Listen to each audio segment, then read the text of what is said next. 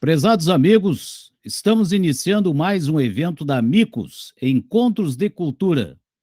Os trabalhos serão conduzidos pelo nosso presidente, engenheiro Flávio Ferreira Presser, a quem nós passamos a palavra. Obrigado, Paulo Regis. Enfim, quero aqui agradecer a presença de todos os amigos e convidados para compartilharem conosco mais essa atividade do Amicus, Encontros de Cultura, que a cada semana traz um tema para o debate e a reflexão, capaz de nos fazer entender um pouco o que se passa por aqui e as raízes desta crise, né? Pois, sem entender os fundamentos da crise, dificilmente poderemos ajudar a superá-la.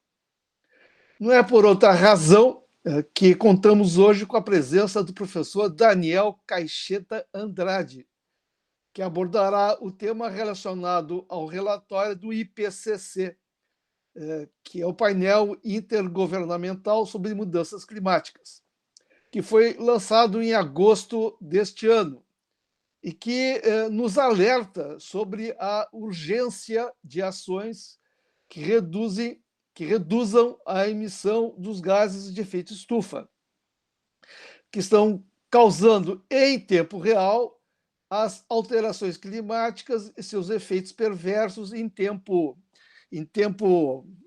real, né? Como eu falei, né? Então, hoje, não é mais ver para crer, né? Nós já estamos vendo, basta agora crer. O sinal vermelho, então, foi dado para todos nós.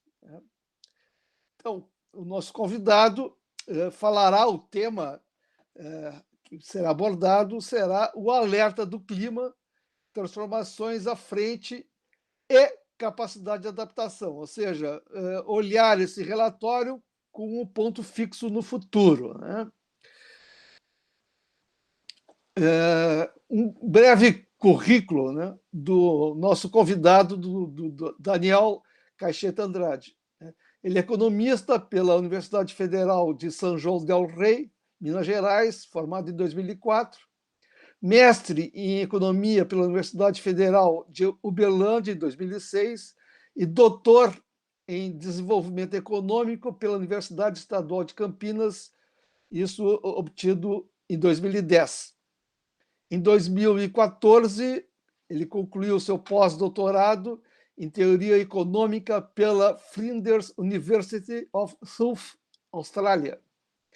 É professor associado do Instituto de Economia e Relações Internacionais da Universidade Federal de Uberlândia e orientador de trabalhos na área de mestrado e doutorado em economia.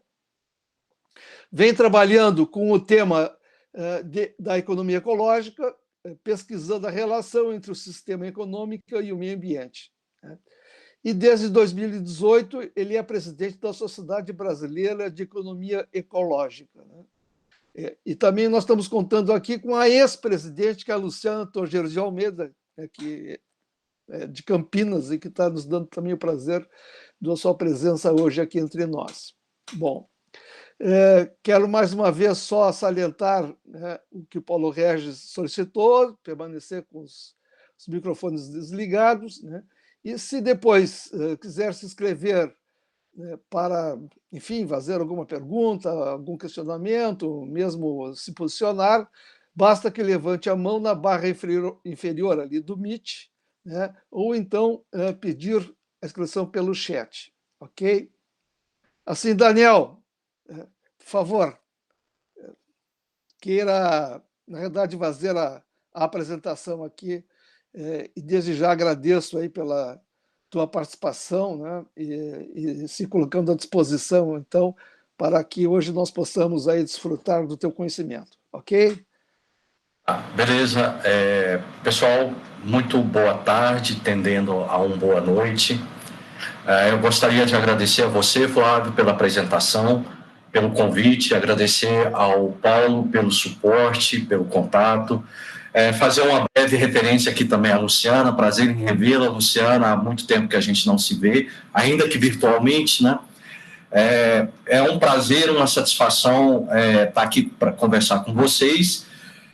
Eu quero dizer duas coisas inicialmente. Primeiro, parabenizá-los por essa iniciativa de vocês terem essas rodas de conversa, essas discussões semanalmente sobre temas, né, de relevância nacional e global. E eu quero também fazer um breve aviso, né, de que eu não sou um climatologista, né, pela apresentação aí do Flávio. Vocês perceberam que toda a minha formação é em economia. A partir do doutorado, eu comecei a estudar de maneira mais frequente, mais intensa, né, a relação da economia com o meio ambiente, numa área chamada economia ecológica, e desde então eu venho fazendo trabalhos nesta área. Tá? Bom, como o Sérgio, o Flávio e o Paulo disseram, o objetivo da nossa conversa aqui é falar um pouco sobre o último relatório do IPCC, que foi lançado no mês passado, especificamente no dia 9 de agosto. Bom, a gente tem que lembrar que todos os relatórios do IPCC geralmente são constituídos de 3 partes, tá? Uma primeira parte que traz evidências científicas, foi essa que foi publicada em agosto, no mês passado. Uma segunda parte que fala sobre os impactos, e uma terceira parte que fala sobre políticas públicas e avaliação de políticas públicas. Então, até aqui, pessoal, nós temos apenas a primeira parte publicada, e as outras 2 partes serão publicadas, a previsão, a partir de janeiro de 2022. Então, o que nós temos, o que foi publicado em agosto, mês passado, foi, na verdade, então, um estado da arte sobre o conhecimento científico sobre as mudanças climáticas, e é sobre isso que nós vamos falar. Mas a minha fala sobre o relatório, ela vai se dar mais ao final desta nossa conversa. Eu resolvi, se vocês me permitirem, usar alguns minutos iniciais para que a gente possa fazer uma contextualização um pouco mais ampla, para nós entendermos, né, como é que nós chegamos aqui. Então, eu penso em fazer isso, né? Então, eu nomeei essa conversa nossa como Alerta do Clima, Transformações à Frente e Capacidade de Adaptação. E a estrutura da nossa apresentação será, em primeiro lugar, eu vou falar um pouco sobre processo civilizador humano, da estabilidade à instabilidade. Depois eu vou falar brevissimamente sobre sintomas do nosso tempo, grande transformação, a grande aceleração, perdão, o que seria essa grande aceleração. E, por fim, eu entro especificamente falando sobre o alerta do clima, transformações à frente e capacidade de adaptação. Bom, nesse slide aqui, eu coloquei algumas datas aqui, claro, elas são de conhecimento de todos, mas ela traz algumas coisas que são importantes para eu introduzir alguns conceitos sobre os quais eu falarei aqui ao longo da nossa apresentação. E essa cronologia eu tirei de um livro, eu acho que ele está até aqui na minha frente, do Zé L. da Veiga, chamado O Antropoceno e a Ciência do Sistema Terra. E logo no início ele traz essa cronologia aí, né? Que há 4 bilhões e meio de anos atrás nós tivemos a formação do nosso planeta, há 2 milhões e meio nós tivemos a evolução do gênero Homo na África, há 200 mil anos atrás nós tivemos o aparecimento da espécie Homo sapiens na África Ocidental, e há 70 mil anos atrás o espalhamento geográfico dos sapiens. E apenas há 13 mil anos nós tivemos que a espécie Homo sapiens se torna a única espécie do gênero Homo. Eu acho interessante falar isso, eu acho que todos vocês conhecem, ou pelo menos já devem ter ouvido falar, daquele livro de um historiador israelense chamado Yuval Noah Harari, do Sapiens, e ele traz isso, né, que, ao contrário do que muitas pessoas, ou o senso comum pensa, o Homo sapiens não era a única espécie do gênero Homo e não houve uma linearidade, né? Nós tivemos o Neandertal, outras espécies do gênero Homo e depois o Sapiens. Em algum momento da história do planeta, houve a convivência simultânea de várias espécies do gênero Homo e, por algum motivo, o Sapiens foram a única espécie do gênero que conseguiu sobreviver, e isso se deu há 13 mil anos atrás, com a extinção dessa espécie aí que está escrita aí, tá? Mas o mais importante que eu queria falar é que há 11,7 mil anos atrás, nós tivemos o início do Holoceno. O que significa o Holoceno? O Holoceno significa, então, uma era, na verdade, a rigor, é época geológica, porque os geólogos, né, eles contam o tempo cronológico dividido em íons, eras, períodos e épocas. Então, o Holoceno seria uma época geológica caracterizada por algo tão simples quanto a estabilidade climática, que permitiu, inclusive, a revolução do Neolítico, que é o surgimento da agricultura, da civilização agrícola. Tá? Como vocês sabem, antes, né, nós tivemos as civilizações nômades, coletoras e caçadoras, e apenas com o surgimento da agricultura, a revolução agrícola, nós pudemos, então, emergir a civilização agrícola. E é a partir daí que o Zé Eli da Veiga chama que se dá o início do processo civilizador humano. Tá? Então, algo interessante é o processo civilizador humano se inicia com a estabilidade climática, o início do Holoceno, há 11,7 mil anos atrás. Há 500 anos atrás, nós tivemos o surgimento da ciência, a ascensão do capitalismo, ou pelo menos a transição entre feudalismo e capitalismo. Há 250 anos atrás, nós tivemos a Revolução Industrial, a emergência dos estados e a consolidação do mercado como protagonista da vida social. Há 74 anos atrás, nós tivemos a primeira explosão nuclear, e há apenas 55 anos atrás, nós tivemos o que é na literatura conhecido como grande aceleração, bem-vindo ao Antropoceno. O que eu quero mostrar aqui? Quero mostrar que o processo civilizador humano se dá justamente pela estabilidade climática do Holoceno. Depois eu vou mostrar um gráfico para vocês, vocês vão perceber essa estabilidade, essa coisa atípica que aconteceu ao longo desse período, dessa época que nós conhecemos como Holoceno, e que propiciou o florescimento das civilizações humanas. Só que há 55 anos atrás, no pós-Segunda Guerra Mundial, os autores, né, estão reivindicando que nós já estamos em outra época geológica chamada Antropoceno, e que esse Antropoceno é marcado pela instabilidade, principalmente a instabilidade climática. Então, a grande pergunta, né, eu vou passar o slide aqui, a grande pergunta que fica é o seguinte: será que nós poderemos avançar e continuar o processo civilizador humano num contexto de instabilidades? Essa é a grande pergunta do nosso tempo, tá?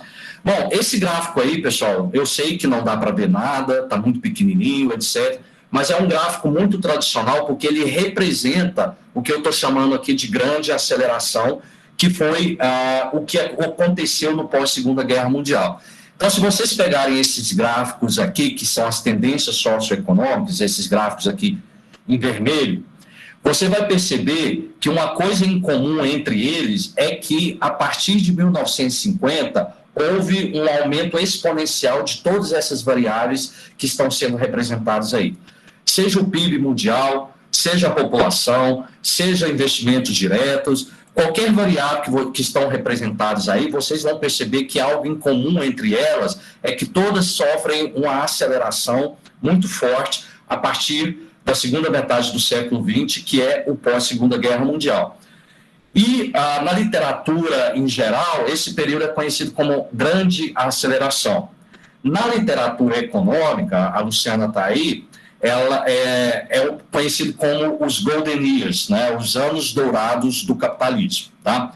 E agora, se você passar para essas tendências do sistema terrestre, esses gráficos aqui em azul, você vai perceber também que todas essas variáveis, elas, de certa forma, o que elas têm em comum é que todas elas sofrem um grande aumento a partir de 1950. Tá? Então, de fato, parece que aconteceu alguma coisa no pós-Segunda Guerra Mundial que nos permite dizer que houve uma grande aceleração, do ponto de vista da prosperidade humana, mas do ponto de vista também da degradação dos ecossistemas e do uso, né, do capital natural que a natureza nos oferece. Tá? Então, embora não seja um consenso entre os geólogos, né, mas me parece que até agora eles estão considerando essa data de 1950, ou pós-Segunda Guerra Mundial, como o início formal do antropoceno. Porque havia uma discussão anterior, né, se era com a Revolução Industrial ou se era com pós-Segunda Guerra Mundial. Me parece, saiu um artigo recentemente, me parece que o consenso está caminhando para estabelecer o pós-Segunda Guerra Mundial como o início formal da época do antropoceno. Beleza, então, continuemos aqui, né? Então, nos últimos 55 anos, nós tivemos um aumento exponencial do que em economia ecológica nós chamamos de escala, na escala humana, o que significou maior pressão sobre o planeta. E a ação humana, né, o que é característico do antropoceno? O próprio nome está me dizendo, né, o sufixo antropo, né, vem de antrópico, homem, e ceno, a cena do homem. Né? A ação humana torna-se uma força geológica. Porque, veja bem, a espécie humana ela sempre foi uma força biológica. Mas quando a gente passa de época do Holoceno para o Antropoceno, a espécie humana, o Homo sapiens, se torna uma força geológica capaz de alterar os ciclos naturais da Terra. Ultrapassagem perigosa do que o pessoal lá do Centro de Resiliência de Estocolmo chama de fronteiras planetárias. O que seriam essas fronteiras planetárias? Seriam aqueles limites de resiliência dos ecossistemas. E quando nós ultrapassamos esses limites, a gente corre muito risco, né, de desarticular ou de destruir os sistemas naturais da Terra e que suportam a vida humana. Né? Então, a grande questão, como eu já tinha colocado aqui, é: seremos capazes de continuar o nosso processo civilizador numa época de instabilidade e incerteza? Né? Porque o que caracteriza o Holoceno era a estabilidade, principalmente a estabilidade climática. O que caracteriza o Antropoceno é a instabilidade, principalmente a instabilidade climática. Então, a grande pergunta que nos resta fazer é: seremos capazes de continuar, de avançar nesse processo civilizador humano que foi iniciado há 11,7 mil anos atrás? Né? Uma grande interrogação e o que a gente ainda não consegue responder. E, obviamente, as mudanças climáticas são o maior desafio vivido coletivamente e que ameaça esse processo civilizador humano. Bom, então, veja bem, pessoal, então, esses breves minutos aqui foi para introduzir o termo Holoceno, o termo Antropoceno, e para dizer como é que nós chegamos aqui. Né? Uma evolução, né, de nômade, coletor, caçador, passamos para para as civilizações agrícolas, e de fato aí nós começamos o processo civilizador humano.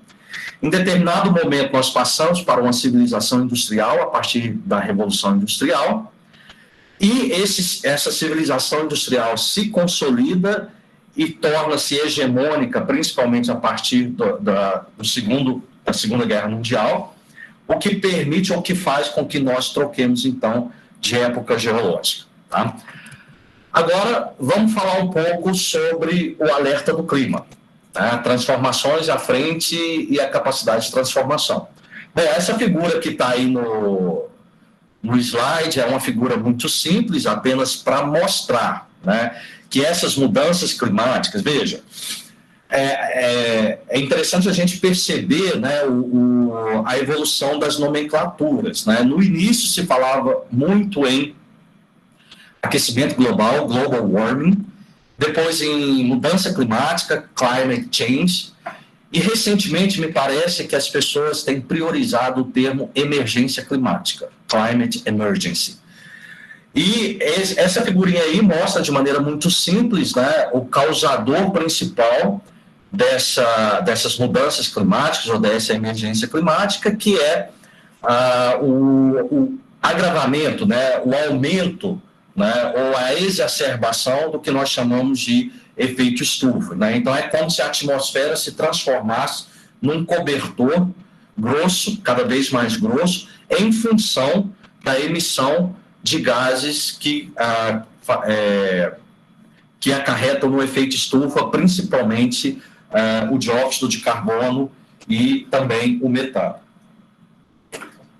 É claro que esse efeito estufa, ele é um efeito natural, necessário às condições de vida. Sem o efeito estufa não teria condições de vida na Terra, mas a exacerbação desse efeito estufa é que é problemática e que está causando, então, a emergência climática. Bom, continuando aqui, né? Só que esse aquecimento global, ele se evidencia ou se torna mais falado apenas a partir da década de 1980, tá? E ele se acelera de maneira, assim, bastante significativa a partir de 2014, superando, desde 2012, as temperaturas do Holoceno máximo, ou seja, aquelas temperaturas máximas que nós tivemos durante a época geológica do Holoceno. E essas temperaturas máximas, ou esse Holoceno máximo, ele acontece entre 5.000 e 10.000 anos antes do presente, tá? Bom, então vamos lá. Como vocês podem ver aqui nesse gráfico, né, os anos de 2012 a 2020 rompem com a estabilidade climática do Holoceno e excedem o Holoceno máximo, como vocês veem aqui, né, onde está o meu mouse aqui. Então, é quando a gente então ultrapassa esse Holoceno máximo. Então, os especialistas, os climatologistas, né, eles dizem de maneira muito segura que, de fato, nós não estamos vivendo mais aquela estabilidade holocênica ou típica do Holoceno, né? Essa figura aqui é uma figura que eu gosto muito. Se vocês pegarem essa linha azul aqui, pessoal, no zero, ela representa a média da temperatura no período pré-industrial, que é considerada entre 1850 e 1900. Aqui no eixo vertical são medidas as mudanças de temperatura, tá? Então vocês percebem, e aqui, claro, os anos, né? Como vocês percebem aqui, a temperatura, né, ela varia muito antes do Holoceno. Então nós tínhamos um período de bastante instabilidade climática antes dos 11,7 mil anos atrás, tá? Durante o período do Holoceno, a gente percebe aqui que a temperatura, ela varia, ela fica muito próxima da média do período pré-industrial, mostrando que, de fato, a gente teve um período de bastante estabilidade, e essa estabilidade propiciou o florescimento das civilizações humanas. Nós temos aqui, por exemplo, a civilização da Mesopotâmia. Nós tivemos aqui entre os séculos XV e XVIII, o que ficou conhecido na literatura como a mini-era do gelo na Europa, que foi um período de resfriamento. Mas o mais interessante dessa figura é notar que, a partir de meados do século XX e no século XXI, essa temperatura ela afasta muito dessa linha do zero, mostrando que, de fato, então, nós já não estamos naquele período de estabilidade climática, e essa instabilidade é o que caracteriza o antropoceno, né? Bom, e esse pesquisador aí, que é um pesquisador lá do Centro de Resiliência de Estocolmo, sobre o qual eu já fiz referência, desse centro, né, e ele diz o seguinte, ou ele disse no ano de 2017, as sociedades industriais receberam da enganosa estabilidade do Holoceno, nos últimos 11.700 anos, um falso senso de segurança. Agora, ejetamos a Terra de seu envelope interglacial e estamos entrando em território desconhecido, tá? E o engraçado, pessoal, é que eu coloquei aí, né, a capa da revista Time, no ano de 1977, ela dizia o seguinte, como sobreviver à próxima era do gelo, à próxima glaciação. Então, veja, 77 está o quê? Há 40 e poucos anos atrás, né? E já no ano de 2006, ela traz a capa da emergência climática, né? Para a gente ficar preocupado, não apenas preocupado, mas muito preocupado. Então, veja, né? De 1970 para cá, como é que a nossa percepção sobre o que está acontecendo com o clima da Terra, ela muda, né? Bom, vamos continuar aqui. E, desde então, né, cada década, ela é mais quente que a anterior. Se você for pegar esses dados aqui, né, você vai perceber uma pequena, por exemplo, aqui a década de 90 foi mais fria do que a década de 80, mas a partir aqui, né, da década, perdão, isso aqui é 50, perdão, a década de 50 foi mais fria do que a de 40, mas quando você vai pegar aqui 70, você vai perceber uns saltos, né, cada vez maiores de aumento da temperatura, né, mostrando de maneira bastante clara, né, o caminho que nós estamos percorrendo. Se você pegar aqui os 10 anos mais quentes ocorreram desde 2005 e os 5 mais quentes desde 2015.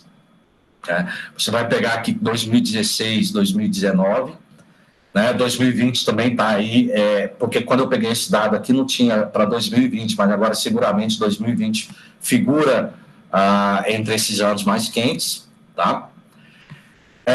Agora, eu trouxe aqui, né, uma chamada de um artigo publicado na Nature, no ano de 2018, que, na verdade, antecipa algo que esse relatório, sobre o qual nós vamos falar daqui a pouco, ele já fala. Em 2018, então, o artigo da Nature já fala assim, o aquecimento global ocorrerá antes do que imaginamos.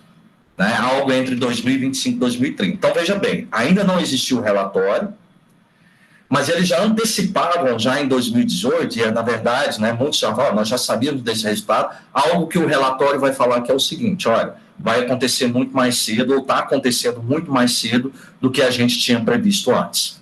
Tá? Só porque, veja bem, pessoal, aqui, claro, eu não poderia deixar de fazer referência à pandemia, né? Porque quando a pandemia começou, e todos nós lá no ano passado, né, de maneira ingênua ou mesmo otimista, né, queríamos achar que a pandemia pudesse ser um ponto de inflexão na trajetória desses indicadores de impacto ambiental, etc. O que está ficando cada vez mais claro para nós é que a pandemia, infelizmente, ela não terá impacto sobre a evolução das concentrações atmosféricas de gás de efeito estufa e, portanto, sobre a evolução do aquecimento. Então, eu trago algumas chamadas aí do Carbon Brief, por exemplo, falando que as emissões da China, né, elas já ultrapassaram o período pré-pandemia. Nesse outro gráfico pequenininho aqui, eu mostro, por exemplo, que para maio de 2020, olha, maio de 2020 ainda, a China já tinha ultrapassado o mês de maio de 2019. Então, os dados estão mostrando que, embora, né, no agregado tenha tido uma pequena diminuição em 2020 das emissões, né, isso não vai ser permanente, muito pelo contrário, vai se recuperar de maneira muito mais rápida. Tá? Bom, vou passando aqui. Né? Esse outro gráfico aí, que é da Energy International Agency, que eu peguei na internet, ele mostra, né, que o consumo e a produção global de petróleo estão em recuperação desde julho de 2020 e deve retornar ao patamar de 2019 no quarto trimestre de 2021. Então, a gente já está praticamente chegando no ponto em que eles estão prevendo que vai haver uma completa recuperação em comparação com os níveis pré-pandêmicos. Né? Esse outro gráfico aí traz também o consumo global de combustíveis fósseis, né, separado em gás, óleo e carvão. Aqui dá para perceber nitidamente também, pessoal, se vocês forem ver que a partir de 1950, então, há um aumento expressivo no consumo desses combustíveis, né? O que corrobora com aquilo que nós falamos agora há pouco, da grande aceleração ou dos anos dourados do capitalismo, para usar a literatura econômica. Né? Então, foi a partir daí, então, que há esse boom no uso de combustíveis fósseis, mas, como vocês sabem, nós aprendemos, a humanidade aprende a usar o capital energético terrestre já na Revolução Industrial, mas esse uso se consolida e aumenta exponencialmente no pós-Segunda Guerra Mundial, beleza? Esse é um gráfico aí que traz, né, a escala temporal dele é menor, não sei se vocês conseguem ver, mas de 1990 até o ano de 2020. Mas o bom aqui é que eu trouxe aqui embaixo alguns números, né? Em 2019, houve a emissão de 33,4 gigatoneladas de CO2, enquanto que em 2020 foram 31,5, o que significa uma queda de 6%. Então, nós tivemos no ano de 2020, em função da pandemia, uma queda de 6% nas emissões de CO2. Tá?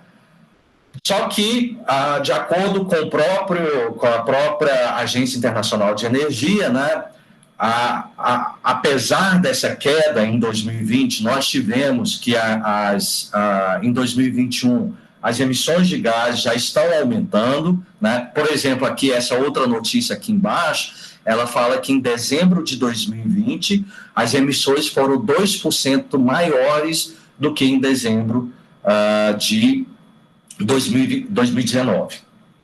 Então, quer dizer, os dados estão mostrando de maneira muito clara, né, que aquela redução temporária em função da pandemia, ela não vai se perpetuar. Ok? Bom, continuando aqui. Agora, o interessante, né, e é algo que eu falo muito com os meus alunos, porque quando você fala de poluição, e a emissão de CO2 é um tipo de poluição atmosférica, você tem que olhar as duas dimensões, que é a dimensão de fluxo e a dimensão de estoque.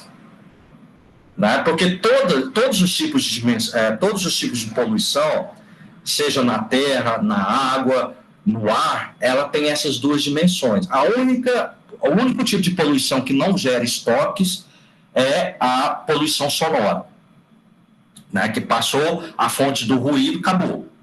Então não tem poluição de estoque. Mas outras poluições, sim. E no caso do dióxido de carbono, né, esse estoque é medido pela concentração por partes por milhão. E vocês percebem aqui que em janeiro de 2020 nós tínhamos uma concentração de algo como 413 partes por milhão, e em fevereiro de 2021 nós tivemos uma concentração de 415 partes por milhão. Daí você pode perguntar o seguinte: olha, não é contraditório, não é incoerente, né, que mesmo com a redução das emissões, né, da poluição de fluxo, há um aumento da poluição de estoque? Não é contraditório, porque os especialistas dizem que o efeito, né, de aquecimento do gás, né, do dióxido de carbono, por exemplo, ele leva até 10 anos para atingir o seu efeito de aquecimento máximo na atmosfera.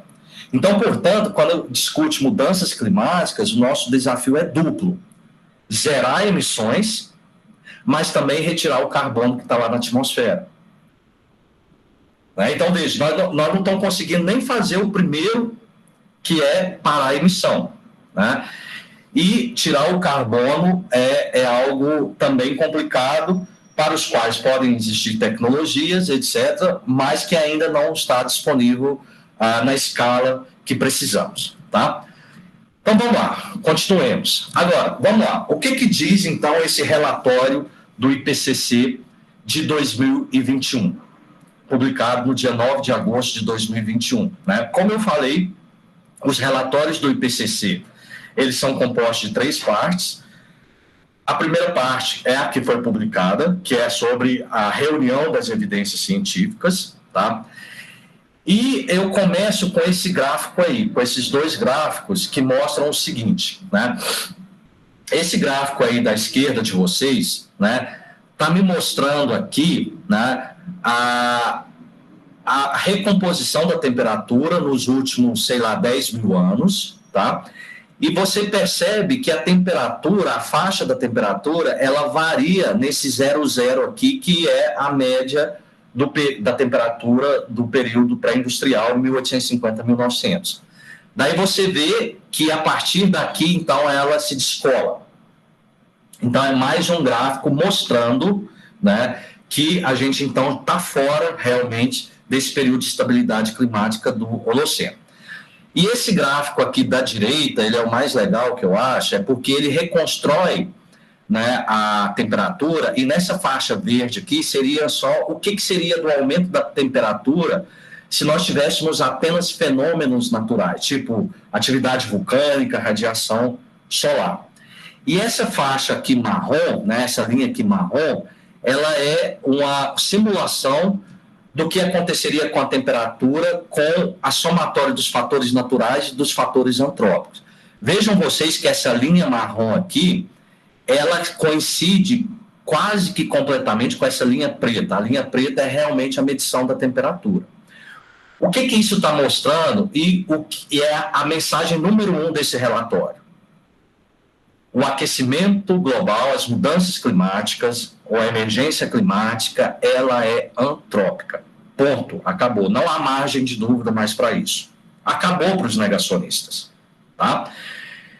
É uma novidade? Não. É uma novidade não por quê? Porque desde 2013, que quando foi o último relatório, eles colocaram que há um consenso muito estabelecido de que a emergência climática é causada por fatores antrópicos.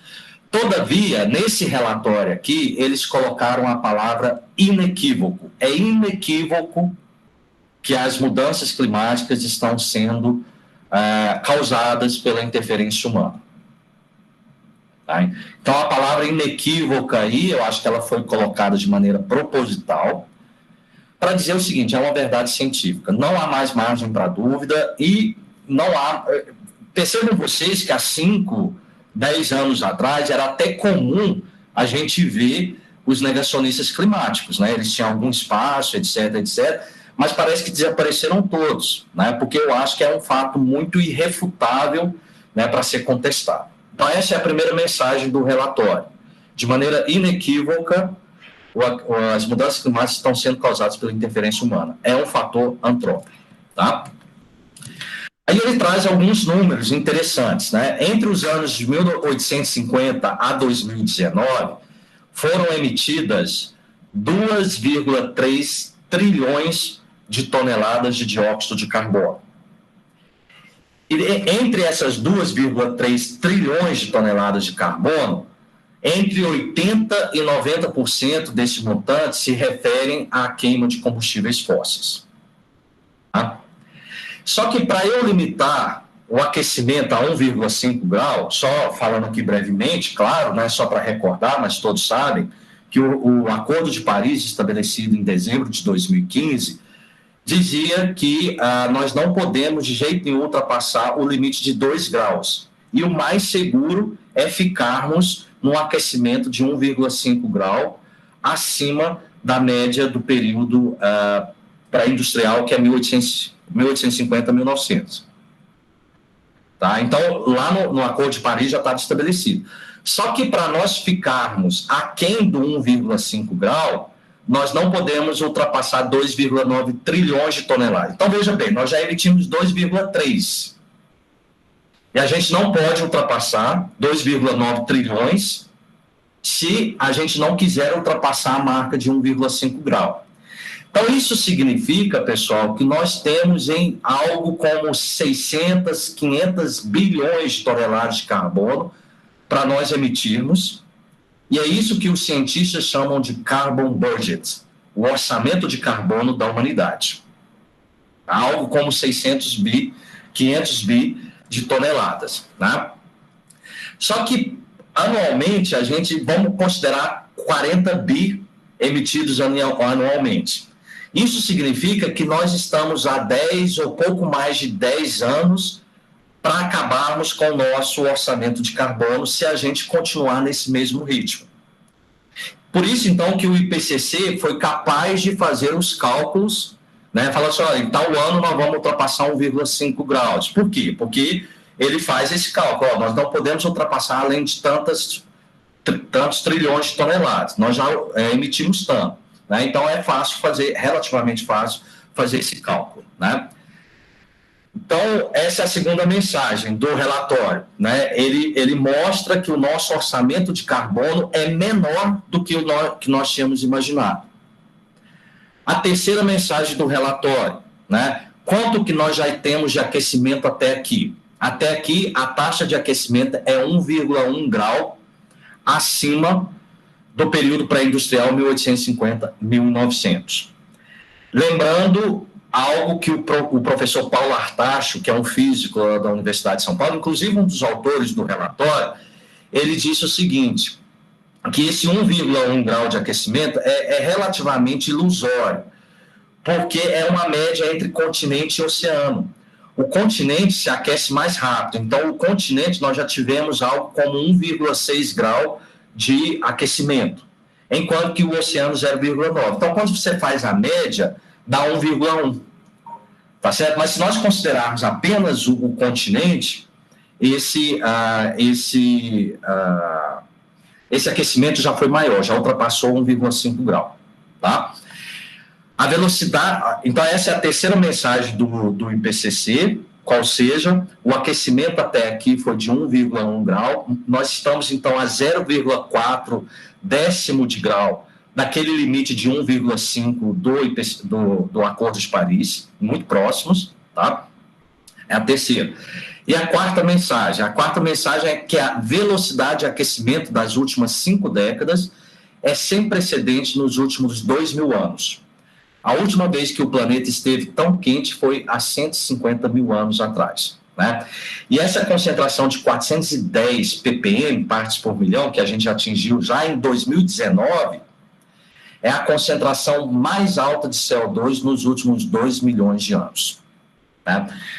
Então, veja bem, pessoal, eu coloquei aqui alguns números, algumas mensagens que mostram, né, usando a palavra que eles utilizaram lá no relatório para os policy makers, né, para os tomadores de decisão, de maneira inequívoca, que nós estamos num mundo claramente mais quente, né, do que aconteceu há muito tempo atrás, né? Agora eu pergunto, né, mas por que 1 ou 2 graus de aquecimento é algo tão importante assim, né?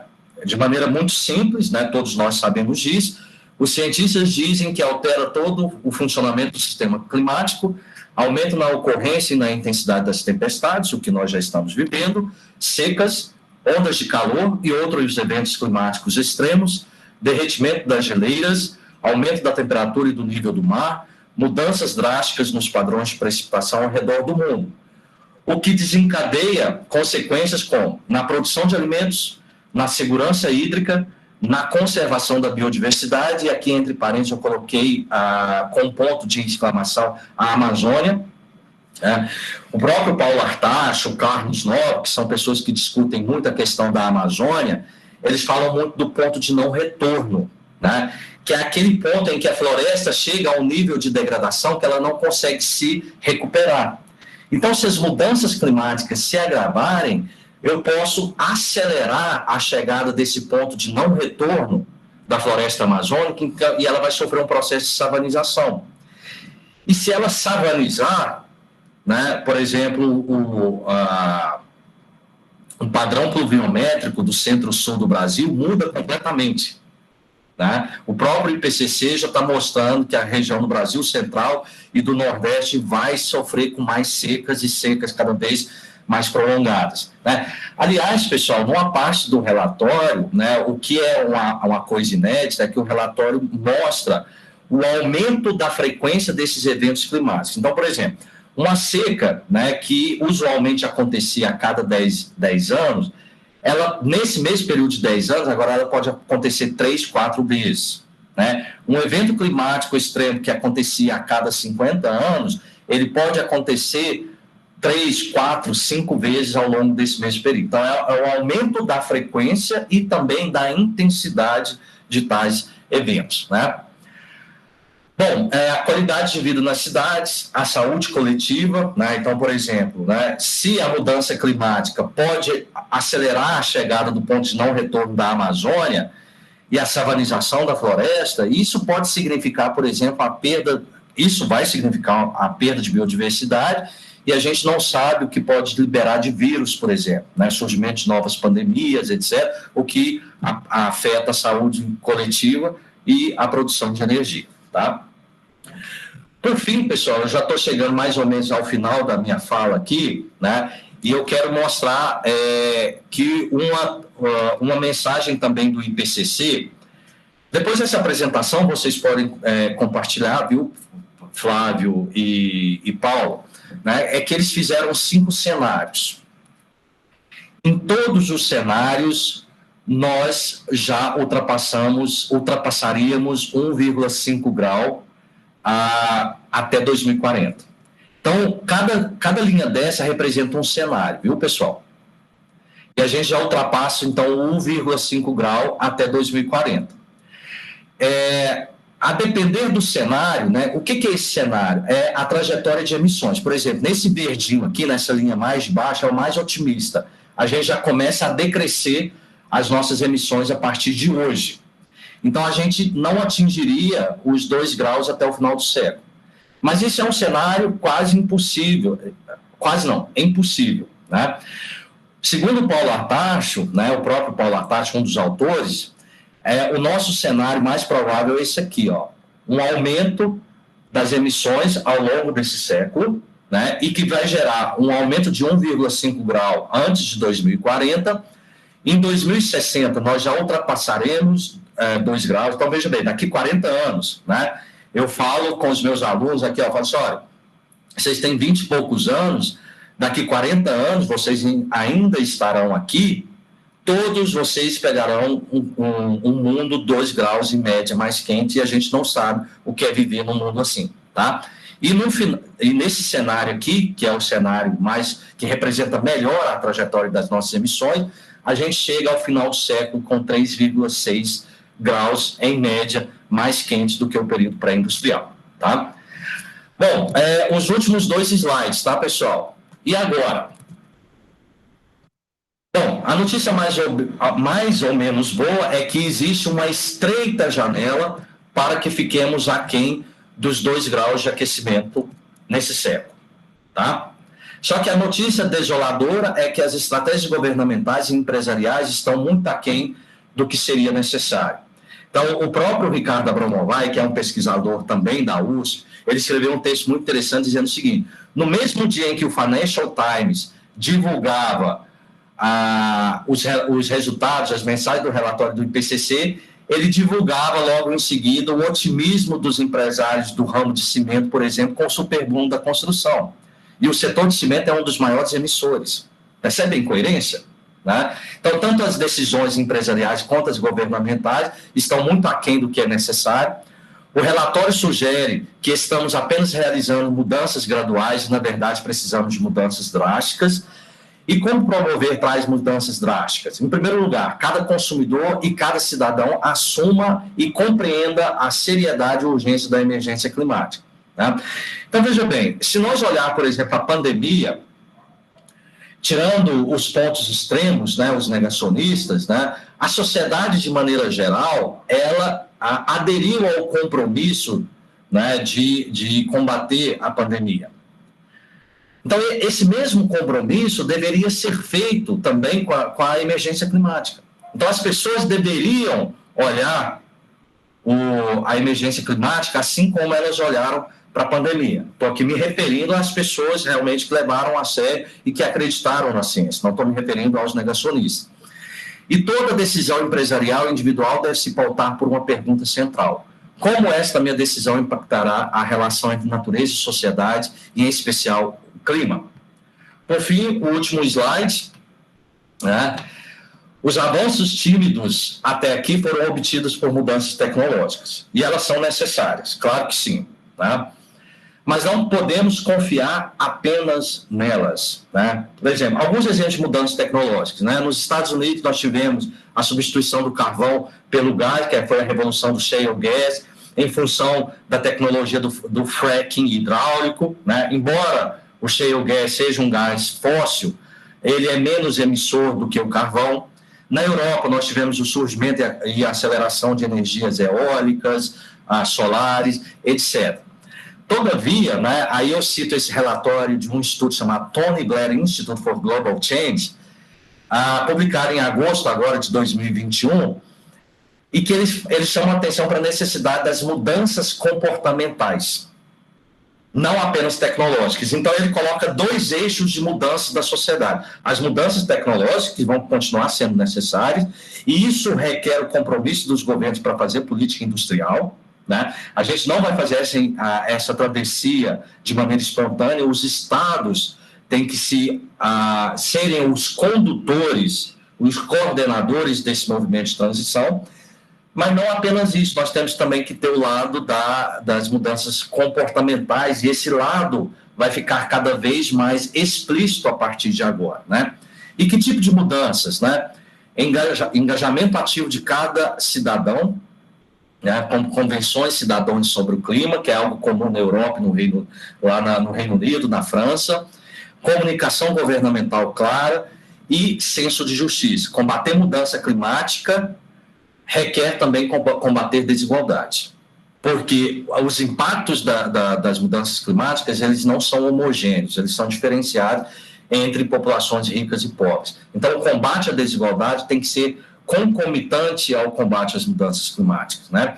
E aí eu coloquei aí um resumo de 6 mudanças de hábitos que o relatório, né, do Tony Blair Institute colocou. Mudanças no aquecimento e no uso da energia domicílio. Eu estou falando isso aqui, estou me sentindo incoerente, porque eu estou aqui com o meu ar-condicionado ligado. Redução de descartes de resíduos sólidos e aumento da reciclagem. Aumento dos deslocamentos sem uso de automóveis individuais, deslocamentos a pé e de bicicleta. Substituição do carro a gasolina pelo carro elétrico, né? Mas apenas a substituição não vai ser suficiente, obviamente.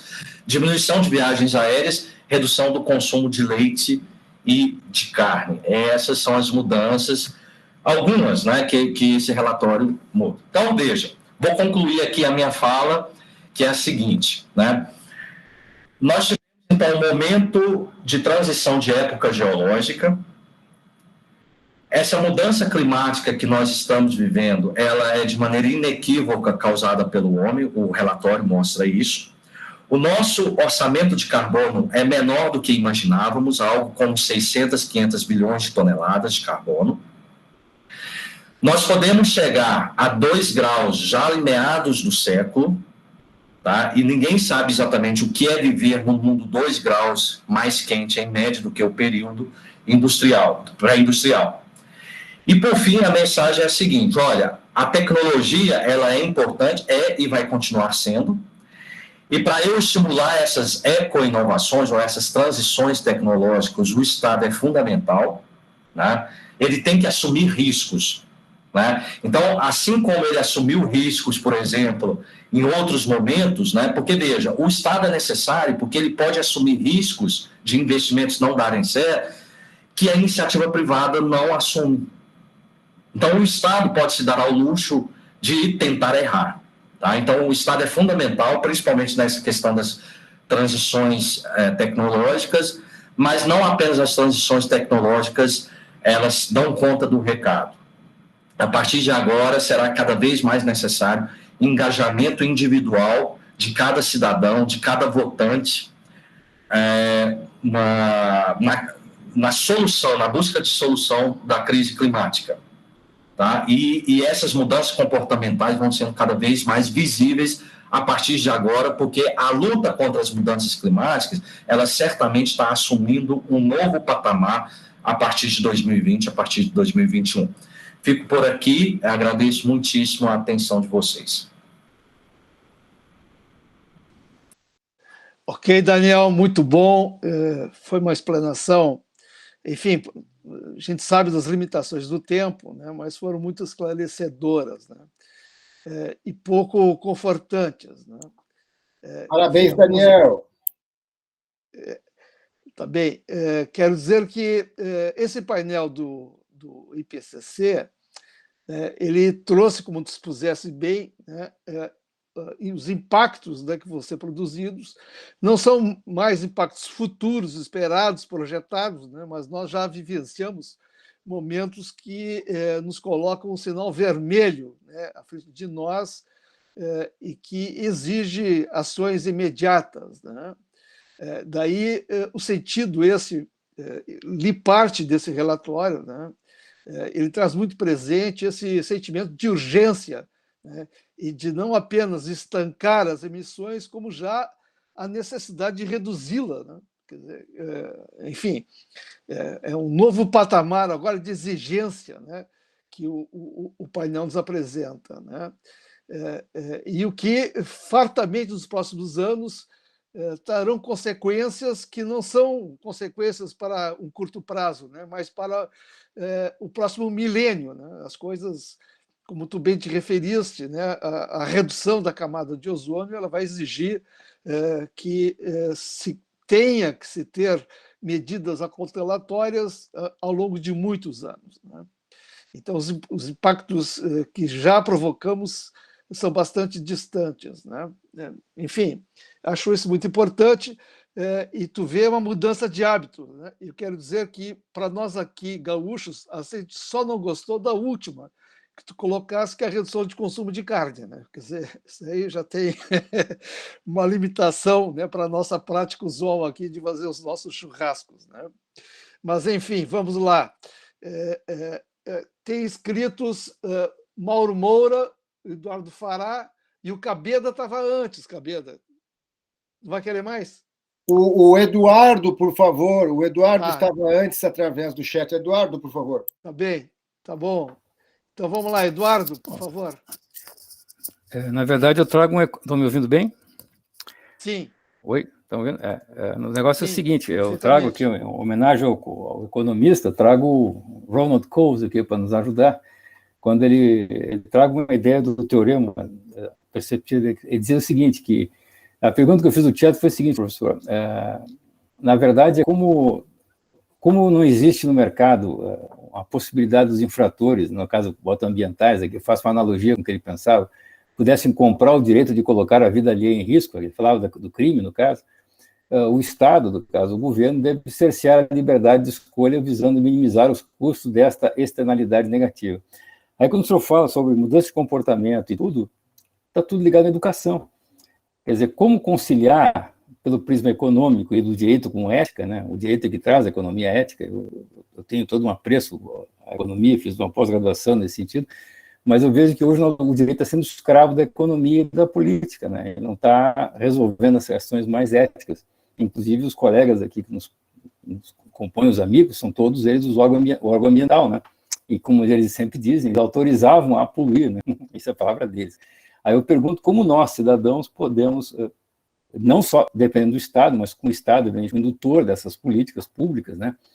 Como o Boaventura de Souza Santos fala, né, que o vírus trouxe 3 perspectivas, a questão pedagógica, de certa forma, e numa percepção de mundo, né, nesse novo trabalho. Eu agradeço muito, é muito, muito instigante o que o senhor falou hoje, perigoso até a gente pensar que daqui a pouco tempo não vão estar existindo aqui.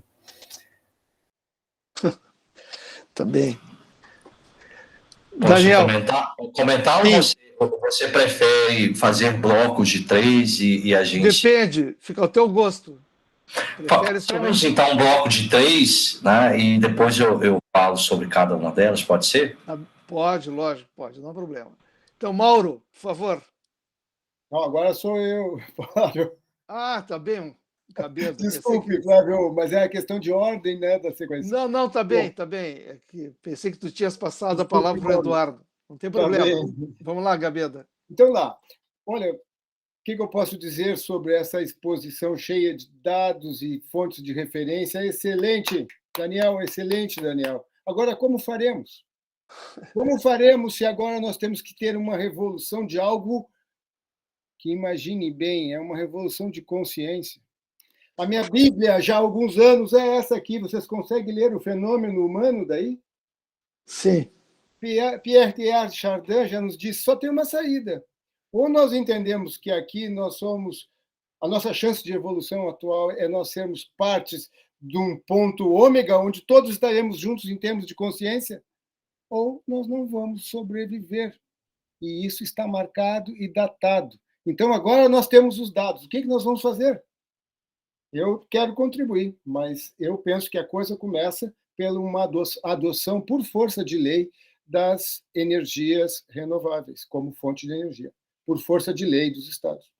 Era essa a minha contribuição aqui. Também, Cabeda. Vamos para a terceira. Mauro Moura, por favor.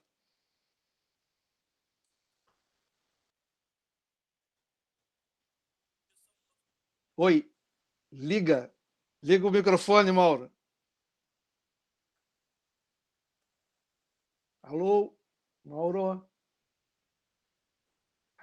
Nós estamos ouvindo. Tá bem. Luciana, por favor, faça o teu questionamento, então. Saudação, Daniel. Obrigada pela apresentação, sempre muito didático, profundo e didático, como sempre. Então, sobre o IPCC, eu só queria lembrar, que são tantas questões, né, instigantes que podem surgir da sua apresentação, mas só lembrar que o IPCC está aí já há mais de 30 anos, salvo engano meu, né? Nós temos a formação do IPCC e a publicação regular dos seus relatórios. E já desde os primeiros relatórios já se apresentavam esse conjunto de evidências. Eu lembro até em um dos relatórios, que foi um momento em que os céticos do clima estavam bem aguerridos, né, com um destaque grande na mídia internacional, e eles fizeram questão de apresentar um gráfico mostrando a diferença entre a linha das tendências previstas por eles, né, na década, e as evidências observadas. E tinha um lag muito grande, ou seja, as evidências observadas de elevação da temperatura média do planeta superavam ano a ano em muito as previsões pelos inúmeros modelos computacionais que eles utilizam para fazer essas previsões, né? Então, o que eles mostravam desde logo é que realmente essas tendências vinham se agravando. Obviamente, nos últimos anos ocorreram um número maior, talvez, de eventos climáticos extremos, e isso passou a chamar mais atenção da mídia e de governantes, finalmente. Mas como disse já o Marcelo há pouco, né, dá um certo cansaço, né, você ficar lendo esses relatórios, trabalhando no tema ano a ano, passam-se 30 anos, e a questão é sempre a mesma. São evidências sistematizadas repetidamente, mostrando a gravidade do problema, né, e as ações na inércia, né? Uma inércia que a gente não consegue superar. Então, o grande chamamento é o que vamos fazer, é isso aí. Tá me ouvindo agora, Pressa? Tô, mas deixa o Daniel responder essas três, depois a gente faz mais um bloco de perguntas. Sem problema. Tá bem? Daniel, por favor. Bom, obrigado. Bom, eu não considero que foram propriamente perguntas, né? Foram comentários, então a gente comentar sobre tais comentários, né? O Eduardo, eu tive um pouquinho de dificuldade de ouvi-lo, porque estava picando um pouco o áudio, mas eu acho que eu consegui perceber a intenção da fala dele, que foi que foi falar no sentido de uma reorientação ética da economia. Sobre o que eu concordo muito, né? Mais uma vez eu me recorro ao Ricardo, que é um autor do qual eu gosto muito, e que ele sempre disse isso, né? A necessidade de reaproximação da economia com a ética. E essa reaproximação ela vai se dar por meio de uma pergunta muito simples. Para que eu estou fazendo isso?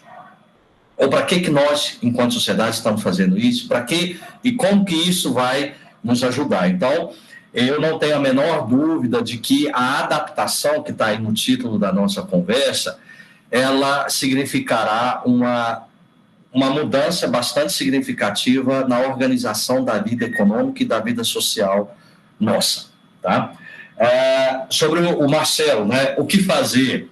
Que, de certa forma, o comentário dele se complementa com o da Luciana, né? Já tem anos e anos que isso aí está aí, né, e a gente continua na inércia, né? Então, o Paulo Atarcho falou isso no seminário que eu vi. Olha, o relatório está aí, a ciência já disse o que faz. Agora é a política a vontade política entrar em cena para fazer alguma coisa, né?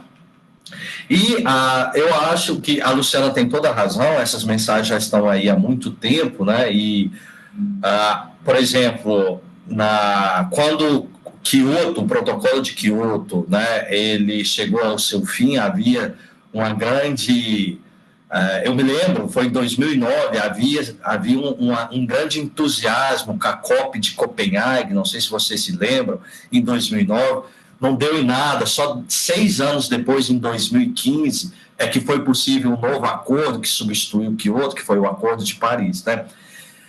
Bom, o que eu posso dizer, na minha percepção, é que agora o pessoal vai começar a mexer mais o doce, para usar uma expressão mineira, muito coloquial, por 2 motivos principais, né? Os eventos estão ficando cada vez mais recorrentes, mais frequentes, né? Então está ficando cada vez mais visível que o negócio é sério, né? E cada vez mais os governos estão se apropriando da ideia de que as consequências do ponto de vista econômico, elas serão gigantescamente maiores do que os gastos com a prevenção ou com a adaptação. Então, um cálculo econômico racional. Fala assim, olha, se eu não fizer nada, a consequência eu vou ter que gastar muito mais para arrumar essas coisas do que gastar para eu me adaptar. Né? Então, você une essas duas coisas, aí você chega à conclusão. Por isso que eles estão tentando fazer alguma coisa ou iniciar. Quando eu falo tentando, eu estou me referindo a Estados Unidos, União Europeia, China, Índia, que me parece que estão se movimentando, né? Agora, quando você olha para o Brasil, nem é bom comentar, né? O Brasil está muito distante do que a fronteira de conhecimento está discutindo, tá? Enquanto está discutindo isso, nós estamos discutindo aqui trade-off entre preservação e crescimento do meio ambiente, como se a manutenção da floresta amazônica fosse o entrave ao desenvolvimento econômico brasileiro. Percebe? Então, a distância temporal que está entre a fronteira do mundo civilizado e nós, atualmente. Né? É isso. Obrigado. Ok, Daniel.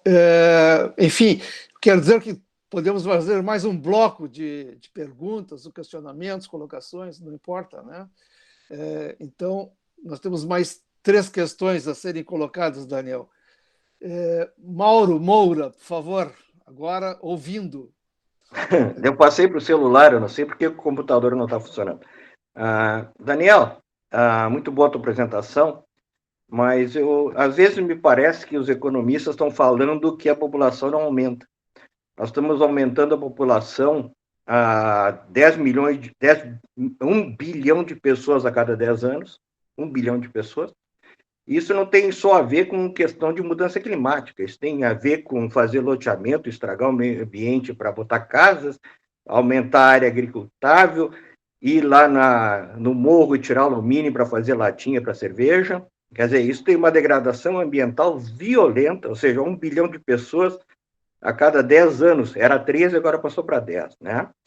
E entrando na questão do senso de justiça que tu falou, à medida que a gente traz a população mais pobre para uma situação melhor, há uma exigência maior de energia e de outros bens materiais, né? Às vezes me parece que a Terra tentou se livrar um pouquinho de nós com o Covid e não conseguiu, né? Porque me parece que o ser humano realmente só vai se emendar quando tiver uma crise muito séria, seja ambiental, seja por doença, ou seja por outra coisa. Não creio que a consciência vai resolver diretamente os problemas ambientais, mas é só um comentário. Obrigado. Ok, Mauro, provocativo. Vamos lá, Daniela. Tua questão, por favor. Oi, boa noite. Eu acho que eu também estou na linha do Mauro e de mais manifestações anteriores, assim, que professor Daniel, agradecendo as suas palavras, eu tenho vontade de descer desse barco, porque realmente não cabe no meu possível o que acontece e não cabe nas minhas expectativas mais positivas, que eu sou muito poliana, que as coisas vão mudar em definitivo, principalmente por conta de tantos interesses de lucro que existem e tudo mais. O senhor vê com algum otimismo real que a gente possa controlar efetivamente sabe? Que a gente possa controlar efetivamente essa caminhada ladeira abaixo que a gente está tendo? porque o interesse econômico sempre está acima, isso não tem como negar, né? E, enfim, eu queria só ampliar isso e compartilhar que a minha preocupação é a mesma das demais colocadas aqui. Obrigada, parabéns pela pauta e pelas suas palavras. Ok.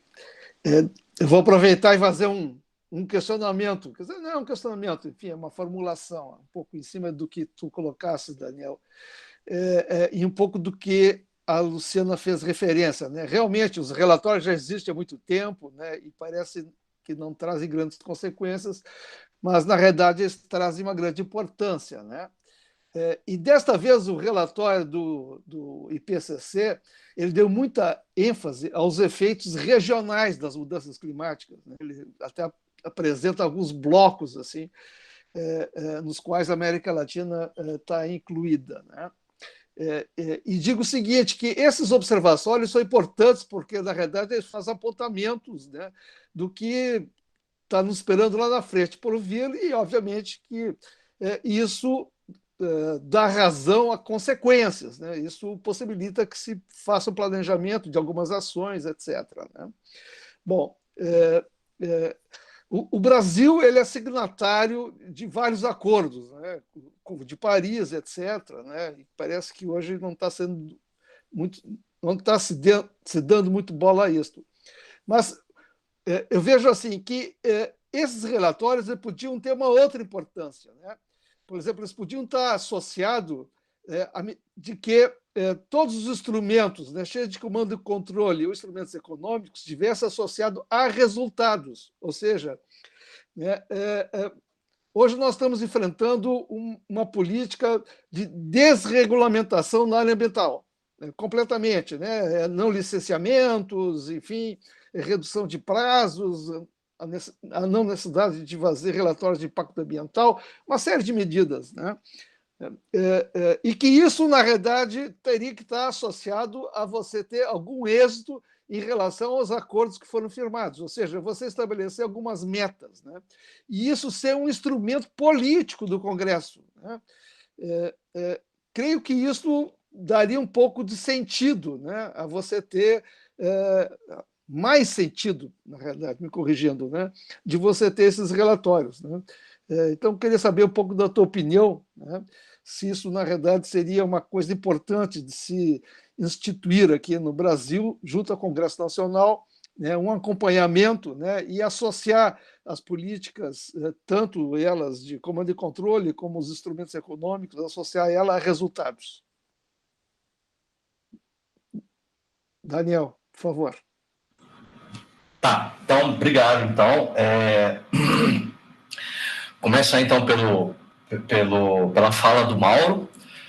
Mauro, obrigado por você ter lembrado do assunto população, do tema demografia. Sempre quando eu vou falar de economia ecológica com os meus alunos, eu digo a eles que o tema da população ele aparentemente está resolvido porque as taxas de crescimento populacional elas estão cada vez menores, as taxas médias, né? O problema é que essas taxas médias elas estão incidindo cada vez mais sobre números absolutos maiores, o que dá deltas absolutos de população cada vez maiores também. E a outra preocupação do ponto de vista demográfico é que a maior parte do crescimento da população ao longo do século XXI espera-se que vai acontecer no continente africano, no lugar mais pobre do mundo, em países pobres, né?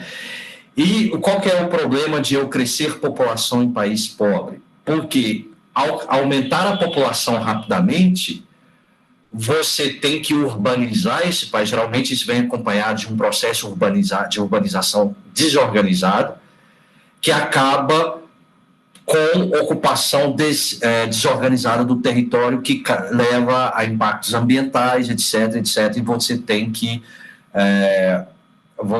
que olhar isso também. Então, o tema da população, de demografia, é extremamente relevante para o debate ambiental, a despeito do fato de que as taxas médias de crescimento da população têm, de fato, diminuído. Mas isso não tira a importância do tema, né? Tanto é que, dentro da Sociedade Brasileira de Economia Ecológica, existe um demógrafo chamado José Eustáquio Alves, que ele sempre fala em decrescimento demoeconômico. É porque, geralmente, os economistas ecológicos falam apenas decrescimento econômico, necessidade de decrescimento econômico. Ele se refere a decrescimento demoeconômico, né? Esse demo aí de demografia, decrescimento da população. Bom, partindo para o comentário da Daniela, obrigado, Daniela.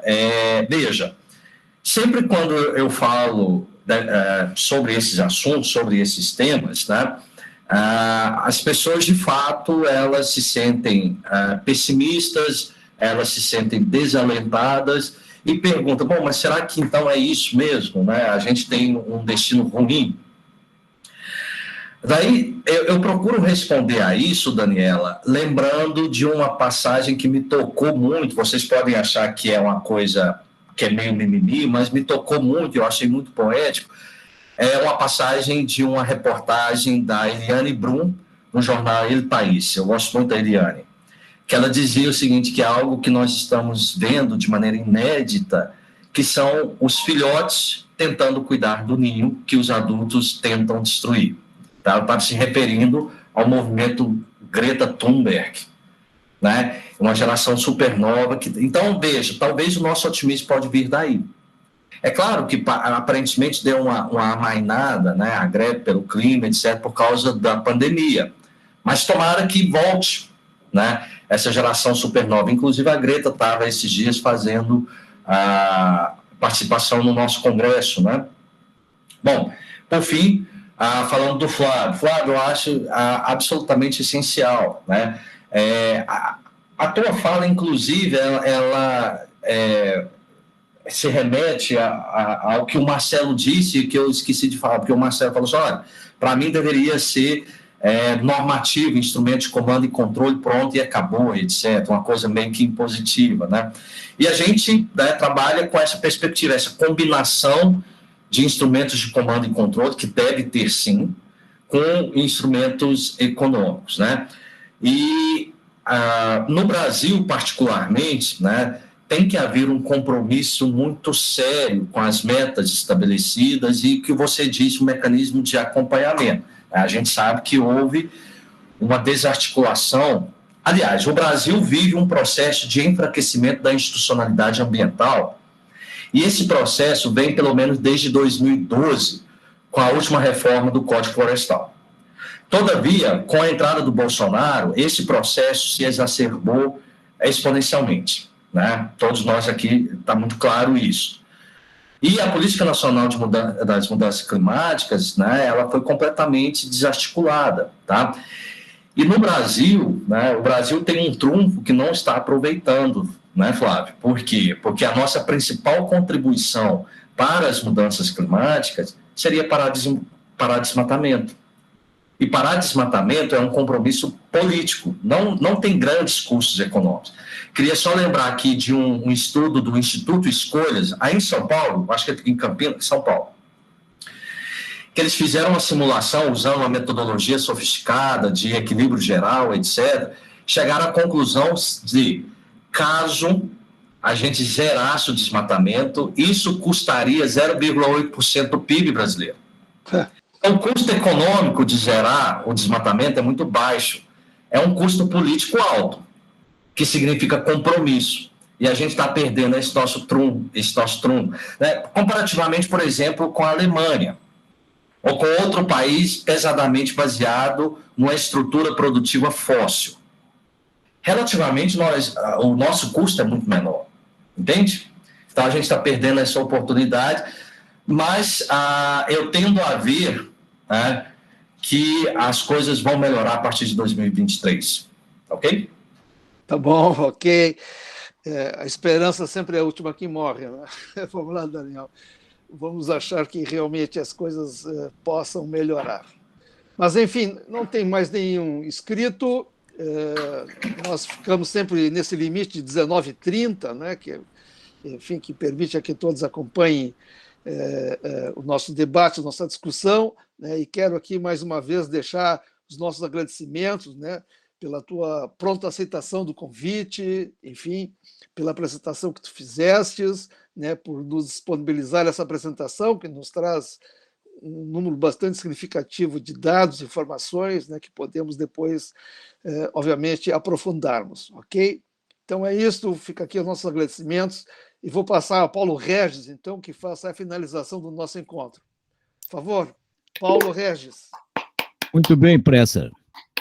Nós queremos também expressar a nossa gratidão ao professor Daniel Caixeta Andrade, primeiro por ter aceito o convite e também por proferir essa instigante palestra. Agradecemos e registramos as seguintes presenças: a Nara Raquel, o Léo Bulling, Josi Paixão Brito, acho que ela estava em Uberlândia, não tenho certeza, o Eduardo Torres, a professora Bruna, também acho que de Uberlândia, o José Truda Palazzo, da Bahia, né? A Maria Aparecida Cardoso da Silveira, Marcelo Cabeda, Eurico Rodrigues, do Rio de Janeiro, a Luciana de Almeida, São Paulo, né? A Daniela Salete, Assis Pittini, José Horácio Almendra, de Itu, né? A Carmen Marília Machado, a Clenira Camargo e a Carmen Níquel. Nós, por derradeiro, convidamos a todos para participarem na próxima segunda-feira, dia 20 de setembro, neste mesmo horário, da palestra online do advogado e piloto Eduardo Teixeira Fará, sobre aviação antes e depois da Covid-19, reconstrução ou recomeço. Nossos trabalhos estão encerrados. Desejamos a todos muita saúde, uma boa noite e até breve. Obrigado. Um abraço, boa noite. Abraço, muito obrigado pelo convite. Boa noite a todos.